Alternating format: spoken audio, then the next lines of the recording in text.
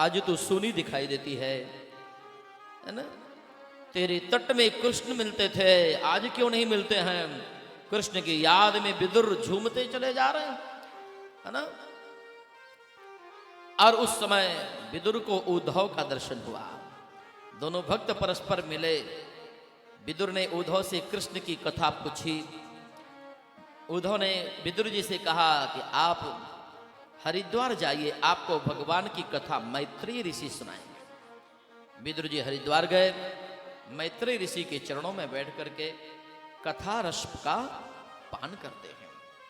विदुर जी के प्रश्न करने पर मैत्रेय ऋषि ने सृष्टि का क्रम बताया।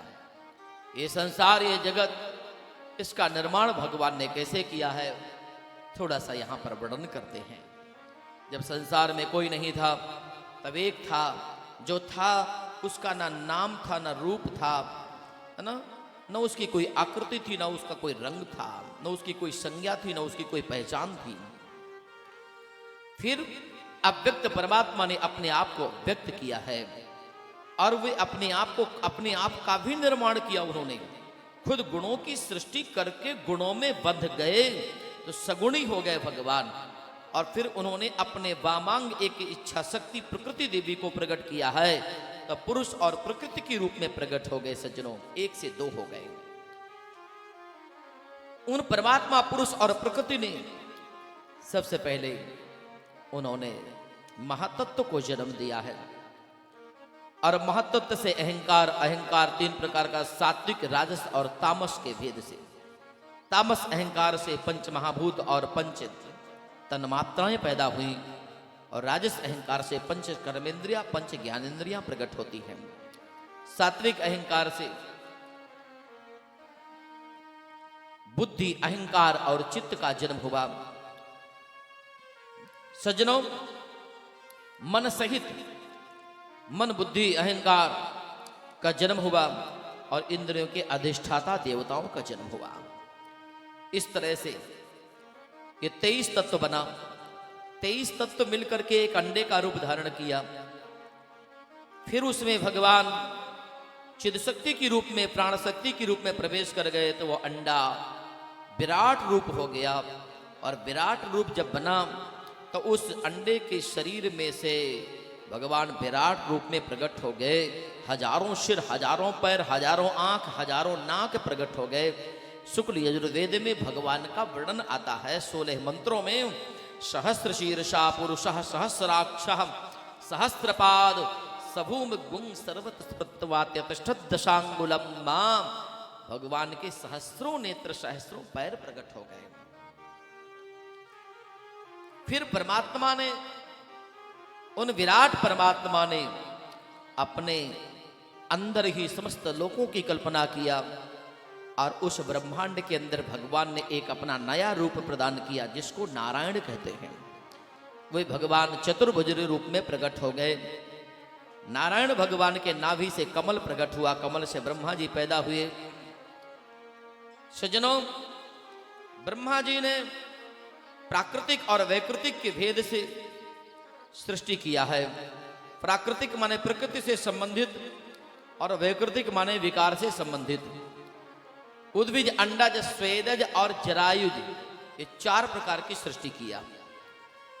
पसीने से पैदा होने वाले, मिट्टी से पैदा होने वाले, जल में पैदा होने वाले, जमीन में पैदा होने वाले, सज्जन उड़ने वाले, खिसकने वाले, चलने वाले और तैरने वाले, आदि आदि। जलचर, थलचर, नभचर, नाना, जेजड़, चेतन, जीव जहाना। अंत में विकृतिक सृष्टि के लास्ट में उन्होंने सनक, सनंदन, सनातन, शरत कुमार को बनाया। इन ऋषियों से कहा कि तुम मेरे सृष्टि में सहायता करो। इन्होंने मना कर दिया, तो ब्रह्मा जी को थोड़ा क्रोध आया, और क्रोध तामसिक होता है, तो वह तम गुण ब्रह्मा जी के दोनों भवों के मध्य में से प्रकट हो गया। एक बालक का आकार धारण किया, रोने लगा। तो ब्रह्मा जी ने कहा, तू रोता है तो तेरा नाम रुद्र होगा। वे ही शंकर भगवान प्रकट हो गए। बोलिए श्री शंकर महादेव की जय। बाद में फिर ब्रह्मा जी ने 10 प्रकार के मानसिक ऋषियों को पैदा किया। मरीचि, अत्रि, अंगिरा, पुलस्त, पुलह, क्रतु, वशिष्ठ, दक्ष और 10वें नारद, इन ऋषियों को पैदा किया। जिह्वा से सरस्वती को पैदा किया, दाहिने स्तन से धर्म को पैदा किया, पृष्ठभाग से अधर्म को पैदा किया, नीचे की ओर से लोभ को पैदा किया, शरीर की छाया से कर्दम नाम के ऋषि को पैदा किया। फिर ब्रह्मा जी ने अपने शरीर के सज्जनों 2 भाग किए और 2 भाग किए, एक में से स्त्री और एक से पुरुष पैदा हुआ, नाम हुआ मनु और शतरूपा। मनु शतरूपा नाम हुआ। मैथुनी सृष्टि, पुरुष और स्त्री के संयोग से अब आगे सृष्टि पैदा होगी, है ना। मनु शतरूपा निकले। हम सब मानव हैं। कौन है? मानव, मनुष्य हैं। तो किसकी संतान है? मनु की संतान है ना।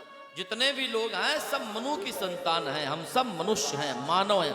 मनु से मानव कहलाए, है ना। ब्रह्मा जी ने मनु जी को कहा कि तुम सृष्टि करो। उस समय जल ही जल संसार में था। तो मनु जी ने कहा कि जल में सृष्टि कैसे होगी, कुछ आधार चाहिए, पृथ्वी थी नहीं। तब ब्रह्मा जी ने भगवान का ध्यान किया और ध्यान करने से ब्रह्मा जी के नाक से भगवान नारायण बाराह के रूप में अवतार लेते हैं। बाराह माने सुवर, सूकर के रूप में भगवान ने अवतार लिया। इत्यभिध्यायतो नासा बिभरात् सहसा नघः बरागतो को निरगार अंगुष्ठ परिमाणकः। बोले बाराह नारायण भगवान की। भगवान बाराह अथाह जल समुद्र को चीर करके नीचे रसातल में पहुंचे और वहां जो पृथ्वी रखी हुई थी जल के अंदर, गंध से पृथ्वी का लक्षण पहचान करके अपने दाढ़ में पृथ्वी को लेकर के ऊपर आए, जल के ऊपर उसको स्थापित कर दिया। ये पृथ्वी का बैलेंस बना रहे, उसके लिए ब्रह्मा जी ने पर्वतों की स्थापना किया। पर्वत बीच बीच में सब जगह पर्वत लगा दिया। पर्वत माने कील, जैसे कील गाड़ देते हैं ना। तो ये जो पहाड़ है ना, पृथ्वी का बैलेंस बनाने के लिए ये कील का काम करते हैं, है ना। इसलिए ज्यादा प्रकृति से छेड़छाड़ मत करो, ज्यादा पहाड़ों को तोड़ो नहीं, है ना। ज्यादा वृक्ष मत काटो, वृक्षारोपण करो, ज्यादा से ज्यादा पेड़ लगाओ, है ना। और पर्वतों को सुरक्षित रखने दीजिए। सज्जनों, इस तरह से पृथ्वी की स्थापना हुई। मनु और शतरूपा ने संतानें पैदा किया। यहां बाराह भगवान ने एक हिरण्याक्ष नाम के दैत्य को मारा। सज्जनों, ये हिरण्याक्ष कैसे प्रकट हुआ, इस पर सुखदेव जी से राजा परीक्षित जी ने पूछा। तो कहा कि भगवान के 2 द्वारपाल थे, जय और विजय। 6वां स्कंद है पोषण। पोषण माने पालन करना। 7वां स्कंद ऊतया। ऊतया कर्म वासना। कर्म वासना से मुक्ति कैसे मिले, है ना। ये 7वां स्कंद है। 8वां स्कंद है मनवंतर, 14 मनवंतरों की कथा आ गई। 9वां स्कंद है ईशानु कथा, सूर्य और चंद्रवंशी राजाओं का वर्णन है। 10वां स्कंद निरोध। निरोध माने रोकना। किसको रोकना? इंद्रियों को रोकना। जो इंद्रियां संसार की तरफ जाती हैं, उन इंद्रियों को रोक करके भगवान में लगाना। योगश्च चित्त वृत्ति निरोधा योगा, है ना। और सज्जनों, 11वां स्कंद मुक्ति और 12वां स्कंद आश्रय। इस तरह से ये 10 लक्षणों से युक्त ये श्रीमद् भागवत महापुराण है। 10 अध्याय से युक्त ये 2रा स्कंद पूरा हुआ। 3रे स्कंद में हम लोग प्रवेश करें। 3रे स्कंद में 33 अध्याय है। थोड़ी सृष्टि का वर्णन है। सज्जनों,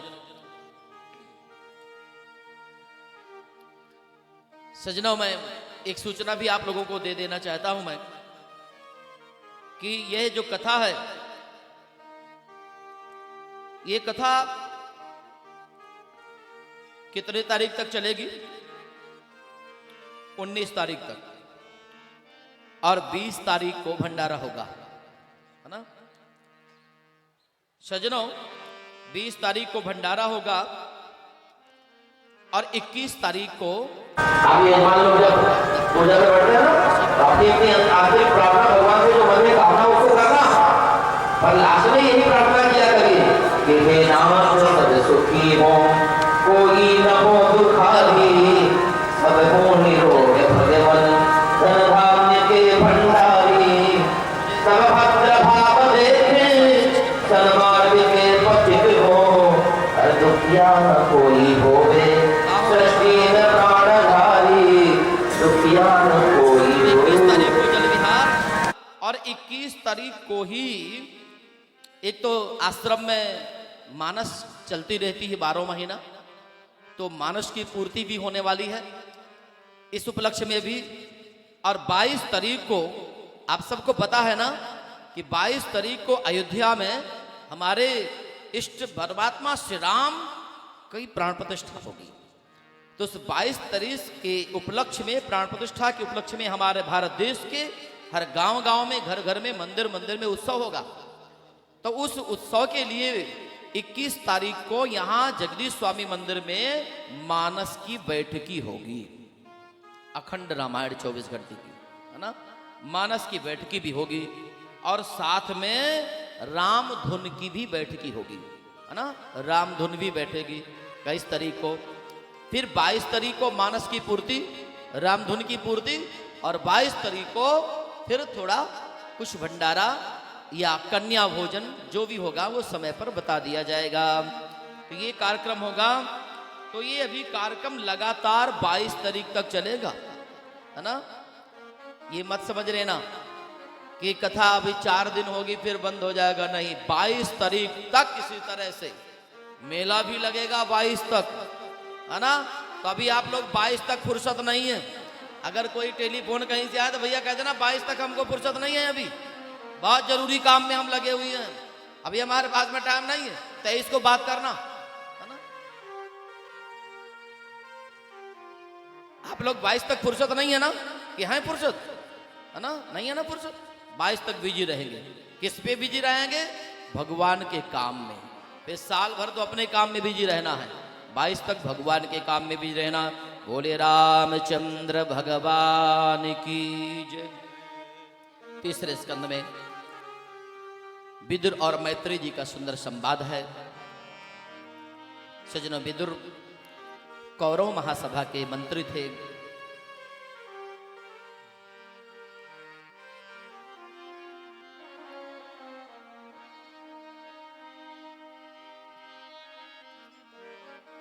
श्री वृंदावन बिहारी लाल की जय। विदुर जी कौरव महासभा के मंत्री थे,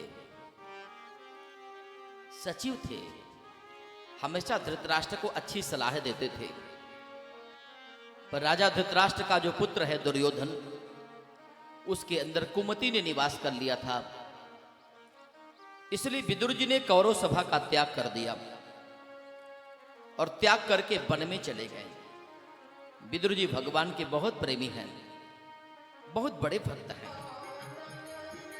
भगवान श्री कृष्ण हस्तिनापुर में दुर्योधन के यहां शांति दूत बनकर के गए। दुर्योधन ने भगवान के स्वागत में 56 प्रकार के भोग बनवाए थे। भगवान ने दुर्योधन के 56 भोगों को स्वीकार नहीं किया, परंतु विदुर के घर के केले के छिलके खाए, विदुर के घर चले गए। भगवान प्रेम का भूखा है, साज का भूखा नहीं है। ये ध्यान से समझना।